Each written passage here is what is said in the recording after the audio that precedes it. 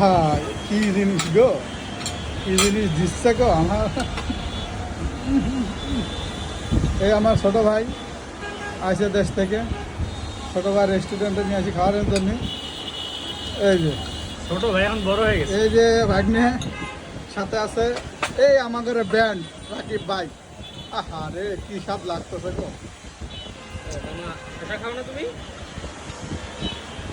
আমি তুলে গেলে তুমি লাও, আমি তো দিছি হবে। তুমি ওটা লাও, আমি আর তুলে গেলে নাহলে আমি খাবি। খাবা না? আমি তুলে গেলে